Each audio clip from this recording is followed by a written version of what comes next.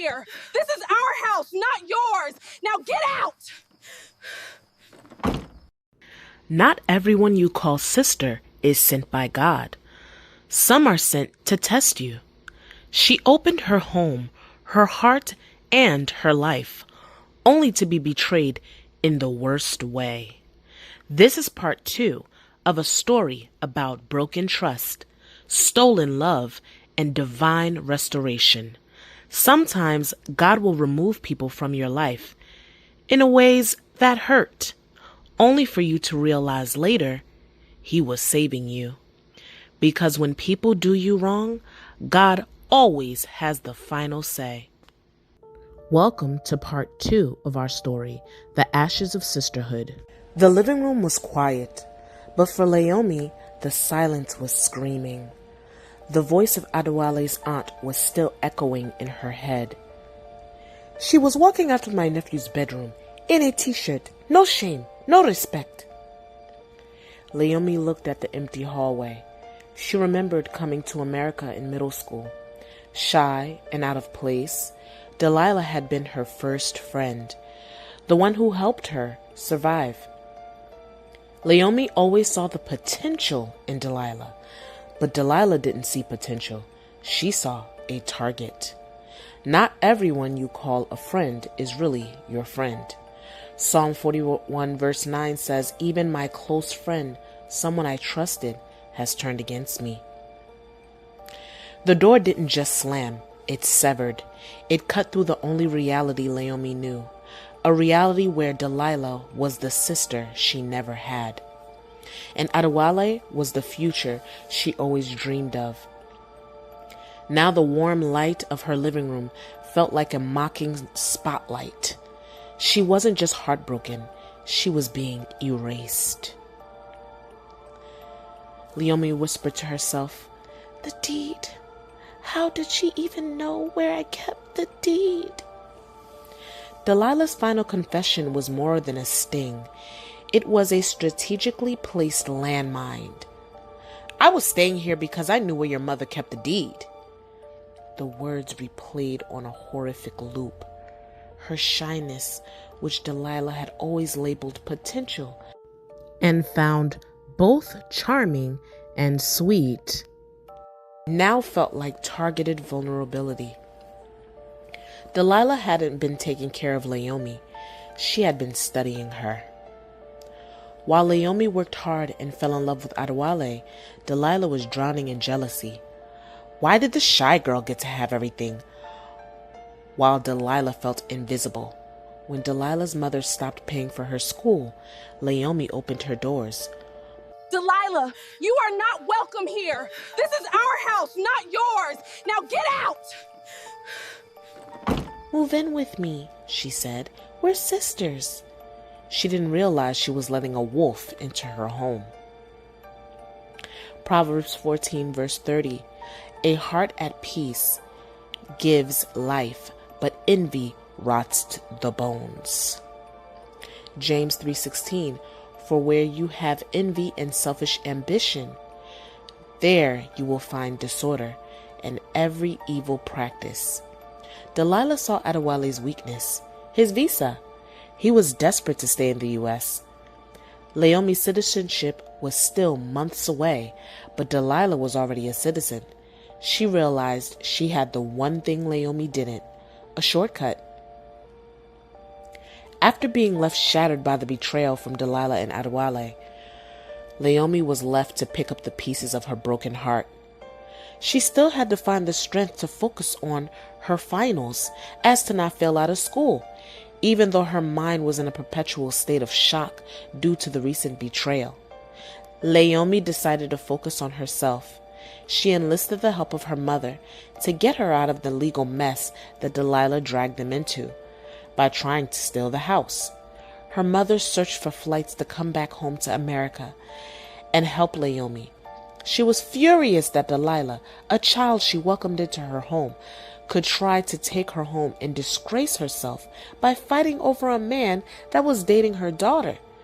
Layọ's mom could hear the pain in Layọ's voice over the phone. She assured her that in God's time, they would be able to get through this. Friday? They're getting married on Friday?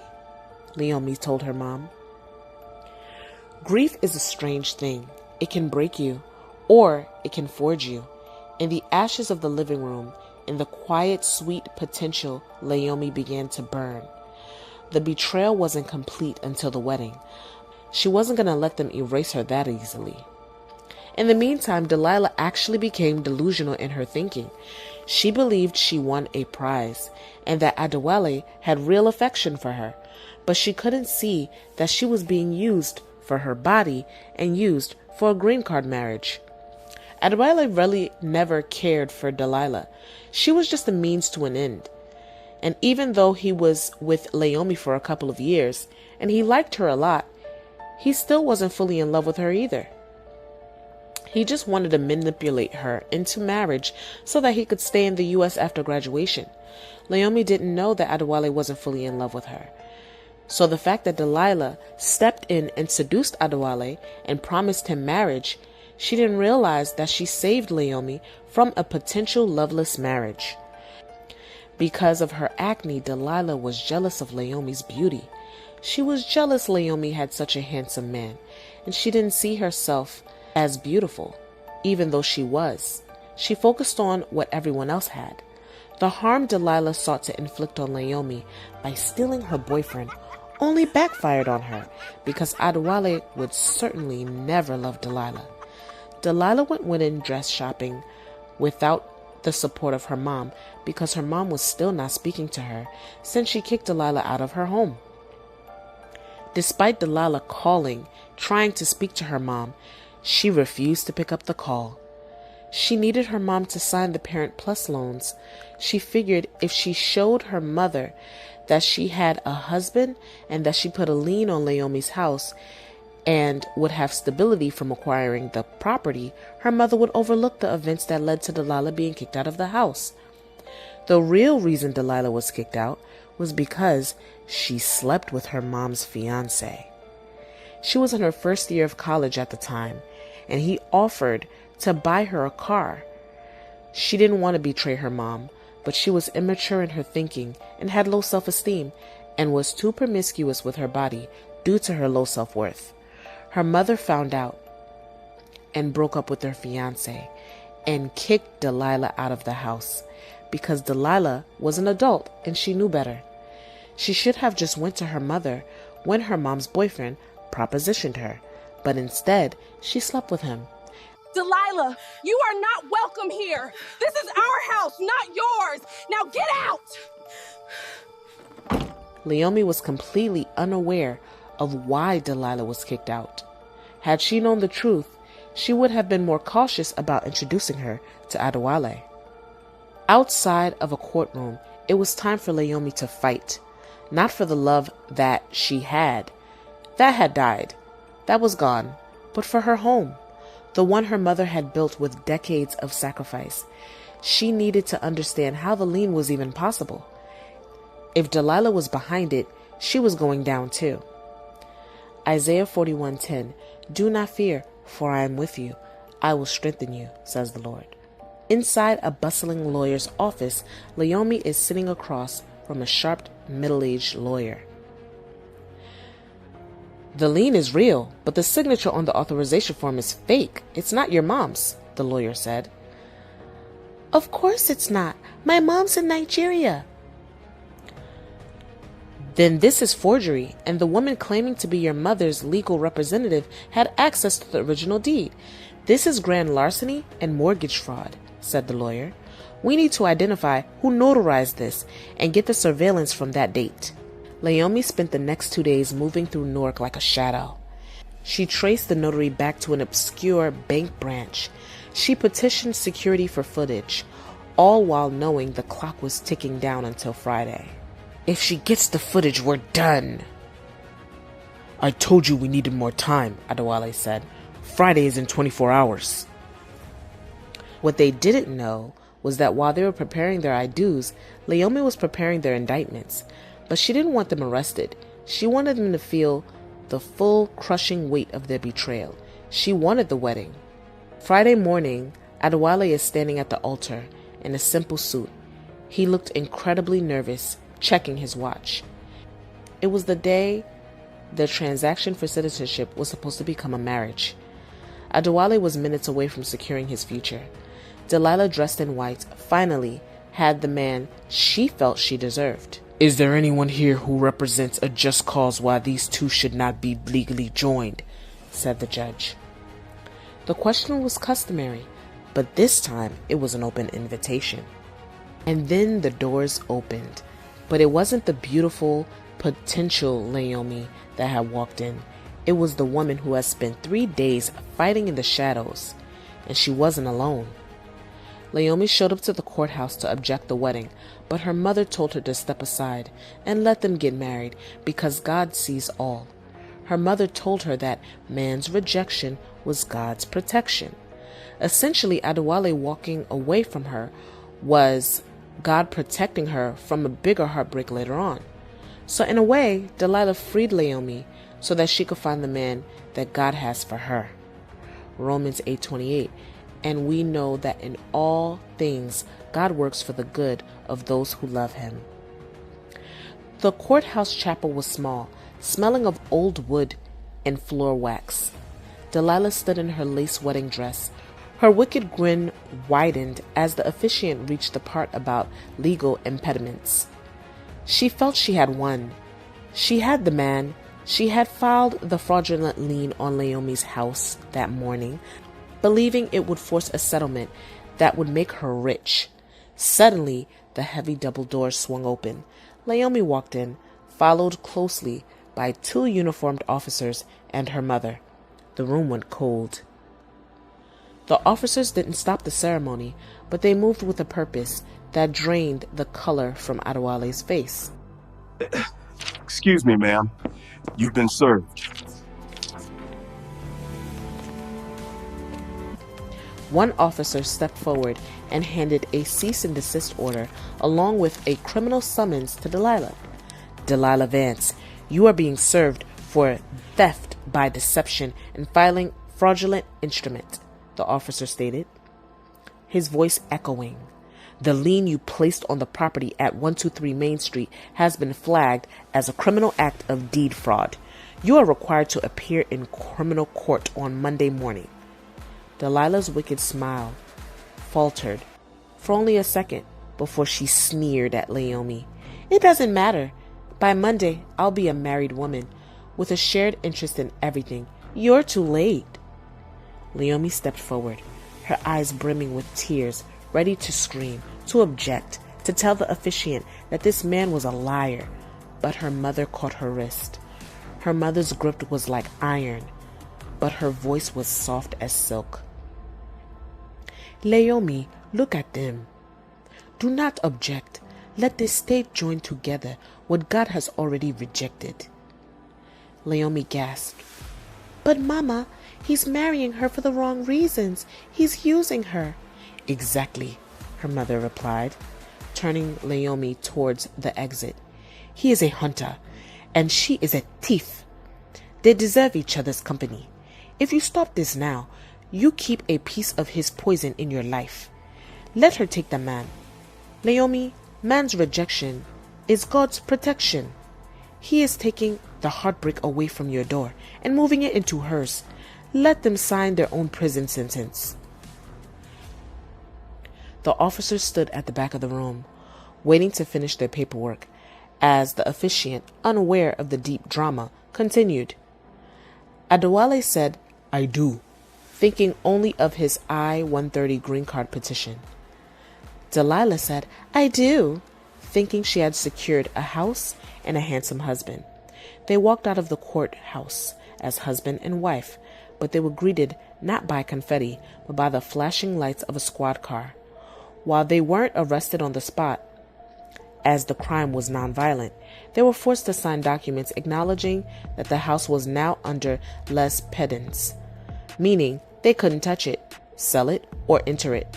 Layọ watched from the sidewalk as they drove away. She felt the weight of 2 years of manipulation lift off her shoulders. She realized that by winning, Delilah had actually inherited a husband who didn't love her, a looming criminal record for deed fraud, a mountain of Parent Plus loans that her mother would never sign. Layọ turned to her mother and hugged her tight. The house was safe. Her heart was heavy, but free. And the path to Rutgers was finally clear. Delilah hadn't stolen her life. She had unintentionally cleaned it. Her mother's hand firm and warm on her shoulder. Let them have the paper, my daughter. A house built on sand cannot stand the storm. You are being cleared for a foundation of solid rock. Joel 2, verse 25. I will restore to you the years the locusts have eaten. Layọ threw herself into her studies at Rutgers. The laboratory became her sanctuary. While Adewale was calculating years and months until his permanent residency, Layọ was calculating chemical reactions and life-saving data.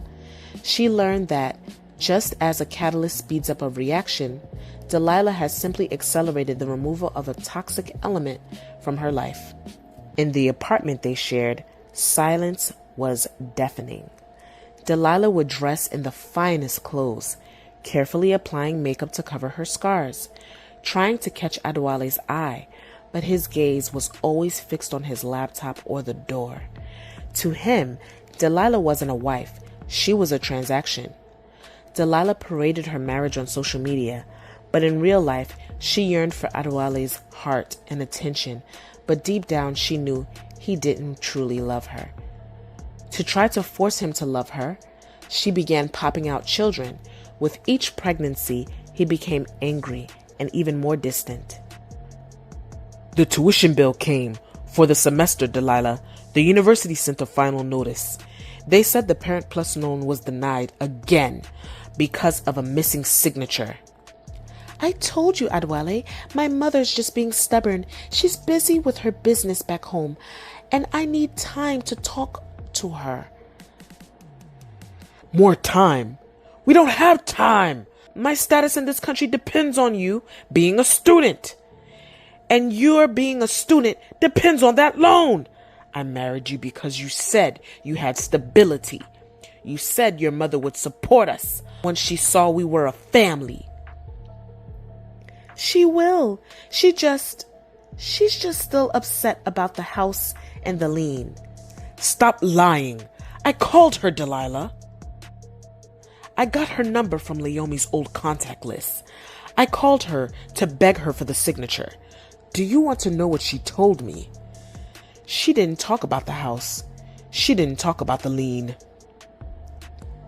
Adewale, please, whispered Delilah. She told me she kicked you out of the house. She told me she wouldn't sign the death warrant for her own finances for a daughter who slept with her own mother's fiancé. I thought I was marrying a girl who was a little too eager. But you're a predator, Delilah. You didn't just betray Layọ. You betrayed your own blood, your mother. Your mother didn't kick you out of the house because you were independent. She kicked you out of the house because you are a disgrace. I had low self-esteem, Delilah sobbed. I was immature. He offered me a car, Adewale. I just wanted to feel special. I did it for us. I thought if I had a husband and a house, she would see that I have changed. For us, you did it for yourself. And now I'm tied to a woman whose own mother wouldn't even spit on her if she was on fire. You told me you were the better option than Layọ. Layọ is a queen. You're just a convenient mistake. I'm going to stay in this marriage until my papers are processed, Delilah. But don't ever think I will touch you with anything but contempt. You wanted a husband? Fine. Look at me. This is all you get. Delilah collapsed into a chair, staring at her reflection in a darkened TV screen. Her victory finally tasted like ash. Every time she tried to talk about their future, He would remind her of the Parent Plus loans she couldn't pay and the bridge she had burned with her mother. The prize she had stolen turned out to be a heavy chain. When the children came, she hoped they would be the glue to bind his heart to hers. Instead, each child was a financial burden Adewale hadn't bargained for. He stayed, but he was a ghost, present in photos for social media, but absent in every way that mattered. Delilah threw her friendship with Layọ away for a man that ignored her and only was counting the years till he could divorce her after his green card comes. Delilah never went back to NYU because without her mom signing the Parent Plus loans, she couldn't afford to go back, so she resigned to being Adewale's housewife and a mother to children he barely tolerated. 7 years later, the mask finally shattered. The day Adewale received his final papers. He didn't come home with flowers. He came home with a suitcase already packed. He didn't even look at the 3 children crying in the hallway as he told Delilah he was filing for divorce. He had found a younger, model-looking woman, someone who didn't remind him of the desperate deal he had made to stay in this country. Delilah sat on the floor of the living room, finally seeing the truth. She had sacrificed her mother, her best friend, and her dignity for a man who never even knew her middle name. Delilah was left with 2 toddlers and a newborn, embarrassed, devastated, and alone, full of regret from her life choices. No mom, no best friend to lean on in her time of turmoil because she burned those bridges. Layọ focused on her education, graduating Essex County Community College, and then she went on to Rutgers to finish her bachelor's and her master's degree in chemistry. After her heartbreak, she poured her attention into healing through therapy and God's Word, and focused on her education. Across town, Layọ stood in a sun-drenched hospital lab, reviewing research with Dr. Samuel, a man who looked at her not as an opportunity, but as a miracle. He showered her with love, care, and attention. He took her on romantic dates, brought her gifts. He was truly devoted to making her happy. When he eventually asked for her hand in marriage, it wasn't about papers or property. It was about a shared soul. As Layọ walked down the aisle, this time with her mother beaming in the front row and a heart fully healed, she praised God for giving her a second chance at love and the strength to persevere through her hardships. Delilah held a photo of Layọ on her wedding day with a mixture of emotions. Even with all that Delilah had put Layọ through, she still ended up with a man that loved her, and the happy ending Delilah had never achieved.